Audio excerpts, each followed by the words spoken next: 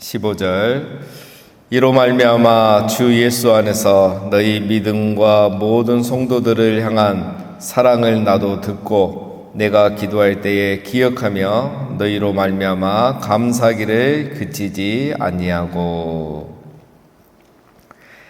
자, 오늘 15에서 23절도 오늘 우리 한글 성경으로 보면 4개의 문장으로 이렇게 나눠지는데 헬라 원문을 보면 하나의 문장으로 되어 있습니다.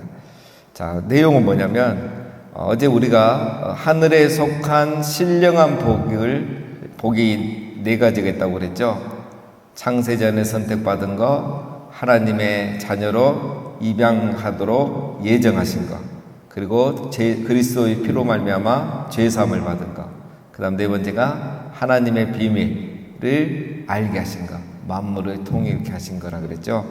자, 우리가 이 4가지 하늘에 속한 신령한 복을, 하늘의 영역에 속한 복이죠. 이걸 받았는데 이걸 받은지를 모르는 거예요.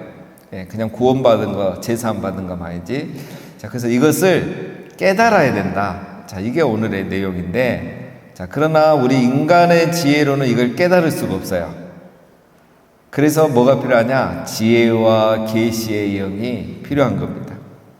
이걸 지혜와 계시의 영이 우리에게 임해야 우리가 이 사실을 깨달을 수 있다는 거죠. 그래서 오늘 내용은 바울이 이 지혜와 계시의 영을 에베소 교회 성도들에게 부어주시기를 내가 기도하고 있다.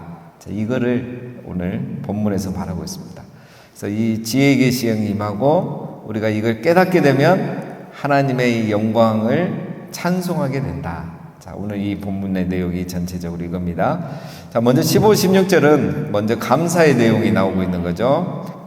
이로 말미암아 주 예수 안에서, 그래서 16절 마지막에 감사하기를 그치지 아니하고. 자, 감사하는 내용이 나옵니다.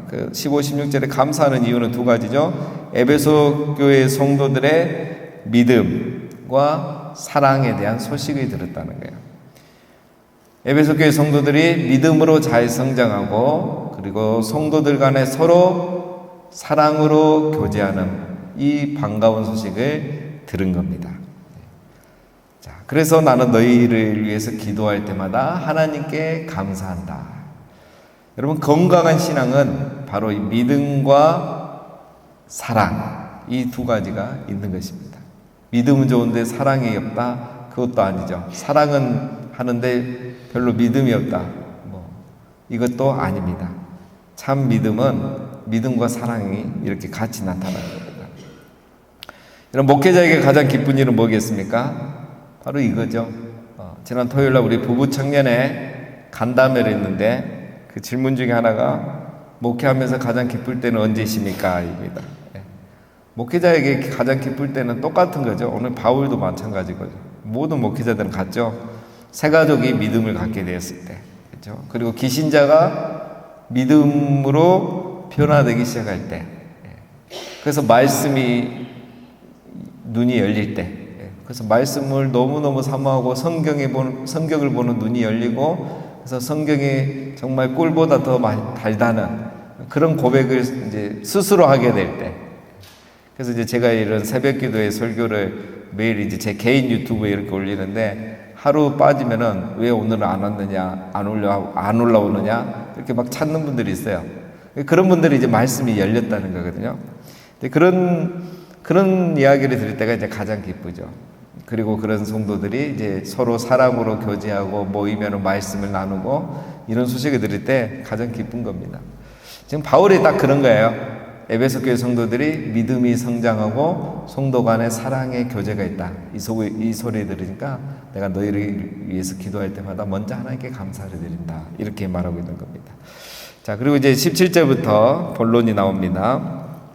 에베소 교회를 위해서 기도하는 내용들이 나오죠. 자, 17절.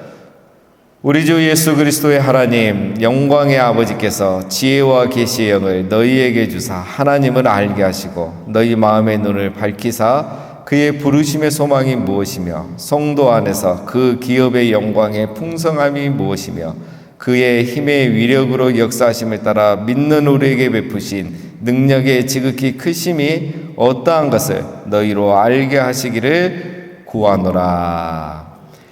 예, 17에서 19절 우리 설교도 자주 들었습니다.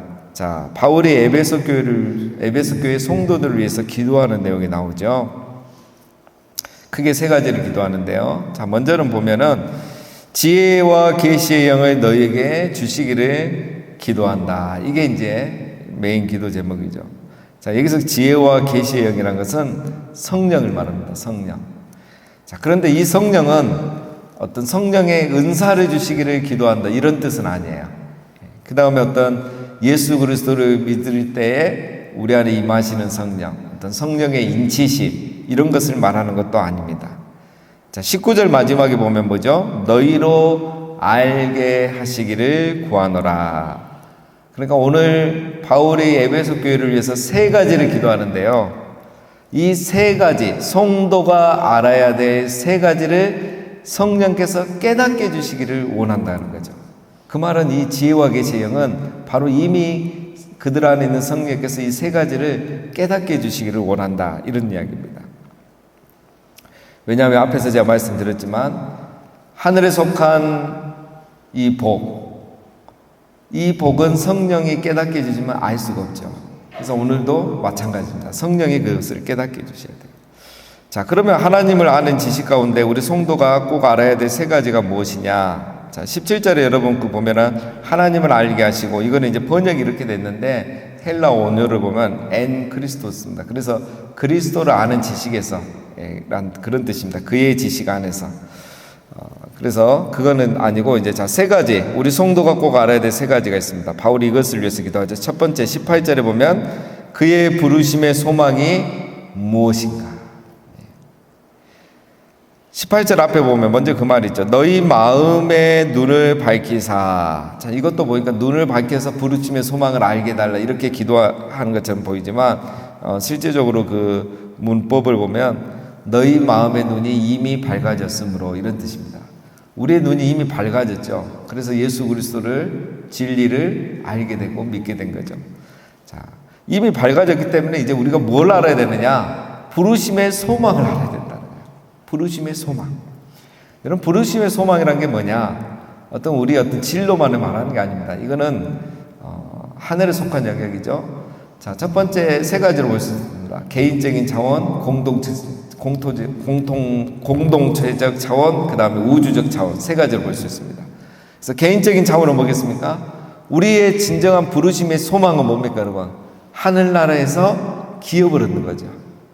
그리고 그 하나님 앞에 갔을 때 거룩하고 흠이 없게 되는 게 우리의 부르심의 소망입니다. 다른 말로 하면 영화롭게 되는 거죠. 영화롭게.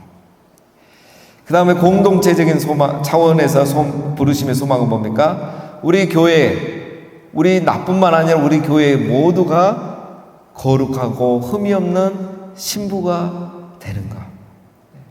그 날이 오는 것이 우리의 소망이죠. 우주적 차원에서는 뭐겠습니까? 그리스도 안에서 만물이 통일되는 것. 에덴이 회복되는 것. 영원한 에덴, 새 예루살렘이 회복되는 것. 그게 우리 우주적인 소망이죠. 여러분, 우리가 구원받은 건 이 소망을 얻게 되는 거예요. 그래서 개인의 구원, 예수, 천국, 불신, 지옥 이것만 생각하고 말하는 게 아닙니다. 우리의 존재가 여러분 영화롭게 됐다는 것, 교회가 온전히 회복되는 것, 만물이 통일되고 이 세상의 창조의 질서가 회복되는 것, 이것을 알고 소망하고 이것을 위해서 기도하고 이것을 위해서 동역하는 것, 이게 바로 천국 백성인 거예요.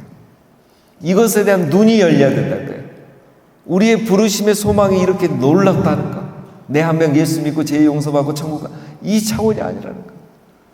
내가 그렇게 됐기 때문에 천국에 가면 영화롭게 변화되어지고 우리 온 교회가 거룩하고 흠없는 신부로 세워지고 온 세상이 창조 질서가 회복되는, 이걸 소망하는 거예요. 그래서 그것 때문에 기도하고 이것을 위해서는 마음이 하나가 되고 함께 동역하고, 그렇게 작은 일 갖고 상처받고 싸우고 당짓고 이럴 일이 시간이 없고 여유가 없어요. 이런 믿음을 가져야 되는 거예요. 이 부르심의 소망을 가져야 여러분 우리가 성경적 이런 세계관을 가지고 직장생활도 하고 사회생활도 하고 그래서 공공신학에도 관심을 갖고 우리 주변에 가난하고 어렵고 소외된 자들을 관심을 갖고 도와주게 되는 거예요. 근데 우리가 이런 부르심의 소망이 없기 때문에 내 한 명 경건 생활에 우리가 이렇게 멈춰버리는 겁니다. 바울이 에베소 교회를 위해서 기도한 첫 번째, 굉장히 중요한 거죠. 두 번째입니다. 두 번째는 18절에 성도 안에서 그 기업의 영광의 풍성함이 무엇인지 알기를 기도한다 그랬죠. 여기서도 좀 독특합니다, 여러분. 보통 우리가 기업을 말하면 어떤 상속 재산을 말하죠. 그래서 성도의 기업 이러면 우리가 천국, 하나님 나라를 말합니다. 근데 여기서 보면 성도의 기업이 아니고 우리의 기업이라고 돼 있죠. 우리의 기업도 아니고 어떻게 돼 있습니까? 그 기업이라고 했죠. 그 기업의 영광의 풍성함. 그의 기업입니다. 그의 기업. 오늘을 보면 소유격으로 해서 이 말은 하나님의 기업이죠. 하나님의 기업은 뭐겠습니까, 여러분? 성도의 기업은 천국이죠. 우리가 받는 거는 천국이니까, 하나님 나라니까. 하나님의 기업은 뭐겠습니까? 성도입니다. 성도. 구약에서 여러분 이스라엘 백성은 하나님의 기업이라 그랬잖아요. 신약에서는 그리스도 안에 있는 모든 유대인과 이방인들이 다 성도들이 하나님의 기업이에요. 그리스도를 믿는 사람 다 하나님의 기업이에요. 이 말은 그럼 뭐겠습니까? 하나님이 우리를 하나님의 기업, 소유 삼으신 것이 얼마나 영광스러운 일인지를 좀 알라는 거예요. 예. 하나님이 얼마나 우리 성도를 귀하게 여기시면 우리를 위해서 자기 아들을 내어놓으시고, 하나님이 이 교회를 얼마나 귀하게 여기시고 영광스럽게 여기시면 이 교회를 위해서 자기 아들을 내어놓는지, 이 영광의 풍성함을 알아야 된다는 거예요. 여러분, 우리 교회가, 내가 바로 하나님의 기업인 거예요. 성도의 존귀함, 교회의 존귀함, 이걸 알아야 된다는 거예요. 이게 알았으면 여러분, 우리 다른 사람을 나보다 낮게 여기는 게 쉽게 되는 거죠. 우리가 교회 중심으로 살아가는 게 쉽게 되는 거예요. 이걸 모르니까 우리가 개인주의가 되고 교회보다 내가 우선이 되고 가정이 우선이 되고 이렇게 되는 겁니다. 성도의 존귀함, 교회의 존귀함, 이 영광의 풍성함을 알라는 거죠. 그리고 세 번째는 하나님의 능력의 지극히 크심을 알기를 기도하는 겁니다. 하나님의 능력이 위대함을, 크심을 강조하기 위해서 쓰이는 단어들이죠. 강력, 힘, 역사하심, 능력, 다 하나님의 능력이 무한히 크다는 걸 강조하고 있습니다. 하나님의 능력이 얼마나 크신가, 우리의 개념이 안 오죠. 우리의 능력은 한계가 있고, 하나님의 능력이 도대체 어느 정도 크신가? 여러분, 뭘 말해야 하나님의 능력이 크다고 우리가 말할 수 있겠습니까? 창조, 천지창조, 이것도 크죠. 그러나 이것보다 더 큰 게 있습니다. 바로 예수님의 부활과 승천이에요. 어느 신도 부활, 승천을 할 수 없었고 자기도 못했죠. 하나님은 자기 아들 예수님을 부활하게 하시고 승천하게 하셨어요. 20절에 이제 그게 나옵니다. 자, 20절. 그의 능력이, 하나님의 능력이 그리스도 안에서 역사하사 죽은 자들 가운데서 다시 살리시고 하늘에서 자기의 오른편에 앉으사 모든 통치와 권세와 능력과 주권이 이 세상뿐 아니라 오는 세상에 일컫는 모든 이름 위에 뛰어나게 하시고, 하나님의 크신 능력이 예수님의 부활과 승천을 통해서 나타났다라고 예를 들어 설명합니다. 또 가장 중요하고 가장 큰 거죠. 20절에 하나님의 능력이, 그의 능력이 그리스도 안에서 역사하사 예수님을 죽은 자들 가운데서 살리셨다, 부활하셨다. 그럼 누가 부활을 한 적이 있고 누구를 부활시킨 적이 누가 있습니까? 하나님에게는 크신 능력이 있어.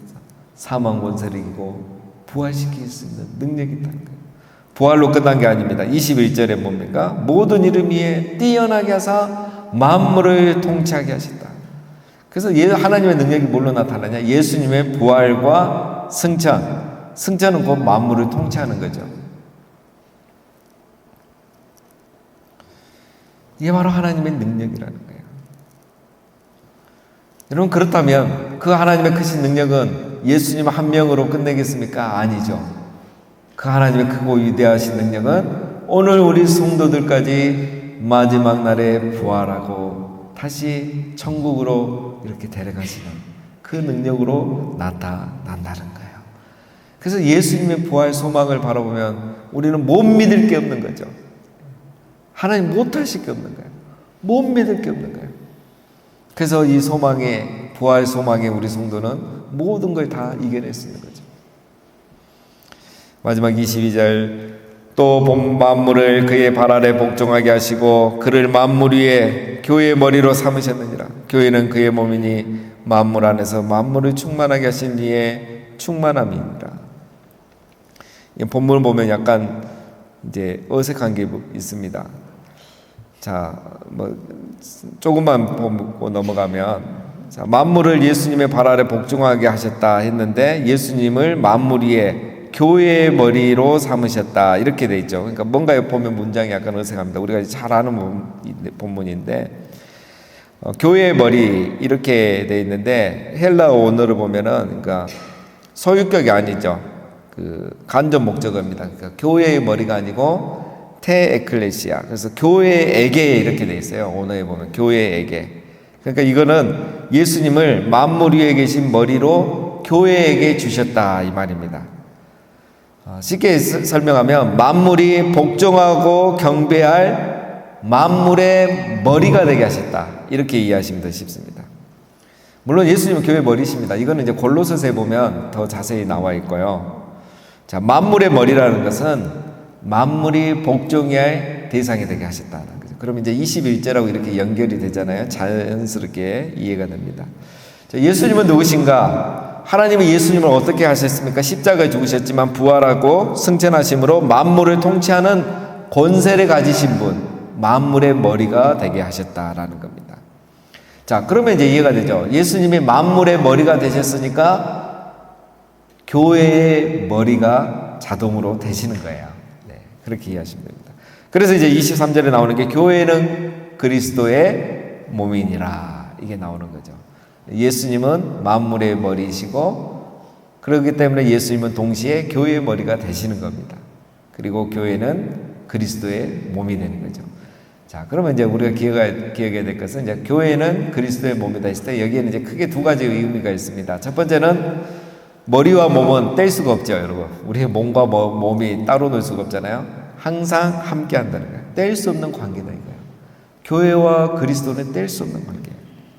그래서 어제도 말씀드렸죠. 그리스도가 없이는 구원도 없고 죄사함도 없는 거예요. 다시 한번 말하면 그리스도가 없으면 교회가 아닌 겁니다. 제가 지난주에 설교 때 말씀드렸죠. 교회는 울림 있는 공동체다. 울림이 없으면 그거는 교회가 아니다는 거예요. 그냥 우리가 모여있다고 그게 교회가 되는 거 아닙니다. 그 안에 우리의 울림이 있어야 돼요. 그리스도의 울림. 그리스도의 말씀이 울림이 있어야 됩니다. 머리가 제일 중요한 건데 우리의 모임 안에, 우리의 대화 안에, 우리의 삶 안에 그리스도가 항상 나타나야 돼요. 그게 교회인 겁니다. 뗄 수가 없어요. 내가 뭐 1시간을 얘기하는데 그리스도 이야기가 없고 내가 하루를 살아가는데 그리스도가 없다. 그거는 교회가 아닌 거예요. 우리가 모여서 즐거운 시간을 하루 종일 보냈는데 우리 모임 안에 공동체 안에 오늘 그리스도가 없다. 그리스도의 울림이 없다. 교회가 아닌 거예요. 입을 열어도 그리스도가 나와야 되고요. 삶을 살아가도 그리스도가 나와야 돼요. 왜? 그리스도는 교회의 머리고 우리는 그의 몸이 뗄 수 없는 관계예요. 어떻게 떼어질 수가 있겠습니까? 우리의 생각과 말과 삶 가운데 떼어질 수가 없는 거예요. 모든 우리의 삶 안에, 대화 안에, 시간 안에 그리스도가 울림이 있어야 됩니다. 그게 교회라는 거예요. 그 다음 두 번째 무슨 의미겠습니까? 그리스도는 교회의 머리고 교회는 그리스도의 몸이라고 했을 때 두 번째 의미는 우리 모든 성도는 각 지체라는 거예요. 머리는 하나지만 몸에 지체가 많잖아요. 그럼 우리 성도는 다 각 지체라는 거예요. 그럼 우리는 하나입니다. 왜? 한 성령으로 세례를 받아 한 몸이 되었다 했거든요. 우리 같은 세례 받을 때 다 그리스도 이름으로 세례를 받았어요. 하나님 성부와 성자와 성령 이름으로 세례를 받았어요. 그렇기 때문에 우리는 다 한 몸인 거예요. 그리스도, 그 머리 대신 그리스도 이름으로 세례를 받았기 때문에 다 한 몸이에요. 이 말은 우리 모든 성도가 다 존귀하다는 겁니다. 다 존귀하다는 거예요. 그래서 교회 안에는 높고 낮음이 없는 겁니다. 사랑과 섬김만 있을 뿐이에요. 우리는 한 가족인 거예요. 우리 지체에 소중하지 않은 거 하나도 없잖아요. 한 명 한 명이 다 소중한 거예요. 그래서 여러분, 이 비밀을 알면 항상 우리 안에 울림이 있게 되고, 그 다음에 어울림이 있는 거죠. 내 옆에 있는 성도를 사랑하게 되고 존중하게 되는 거죠. 이게 바로 울림과 어울림이 있는 공동체라는 겁니다. 그리고 만물을 충만케 하신 이의 충만이 나오는데, 만물을 충만케 하시는 이는 승천하신 예수 그리스도를 말하고, 이 승천하신 그리스도가 충만한 모습이 어디에 있느냐? 바로 이 교회에 있다는 거예요. 교회가 그곳입니다. 이 교회를 보면 그리스도를 알 수 있고, 교회를 보면 그리스도께서 마지막에 회복하실 천국의 모습, 이 땅의 모습이 무엇인지 이 교회를 보면 다 알 수 있는 거예요. 교회 안에 모든 게 이미 이루어진 거예요. 이 부분은 우리 또 계속 앞으로 살펴보겠습니다. 자, 오늘은 중요한 내용을 살펴봤습니다. 여러분, 에베소서는 참 중요합니다. 그래서 제가 이제 우리 교회론을 위해서 한번 또 이거 에베소서를 설교할 계획은 있는데, 자, 오늘 말씀이 그래서 상당히 중요하죠. 어제 오늘이. 자, 먼저는 우리가 하나님을 아는 믿음을 우리에게 주신 것을 항상 감사해야 되겠고, 우리가 기도할 때 꼭 기도해야 될 것이 있습니다, 여러분. 나를 위해서 기도하거나 우리 자녀들을 위해서 기도하거나 우리 성도를 위해서 기도할 때 이 세 가지를 우리도 기도하면 돼요. 하늘에 속한 복을 알아가게 해주시옵소서. 지혜와 계시를 주셔서 하나님 아버지 부르심의 소망을 알게 하시고, 우리 성도가 얼마나 존귀한지를 알게 하시고, 하나님의 능력이 얼마나 크신지를 알게 하시고, 그래서 부활의 소망을 가지고 살아가게 해달라고. 이 세 가지가 제일 중요한 거예요. 이걸 항상 우리가 누구를 위해서 기도하든 들어가야 되는 겁니다. 그 다음에 마지막, 교회가 소중함을 우리가 알아야 됩니다. 예수님이 교회 머리시고 교회는 그리스도의 몸인 겁니다. 머리와 몸의 관계죠. 그 예수님이 가장 충만한 것이 교회입니다. 그래서 우리가 교회의 소중함을 알게 되면 교회를 사랑하게 되고 교회를 위해서 기도하게 되었습니다.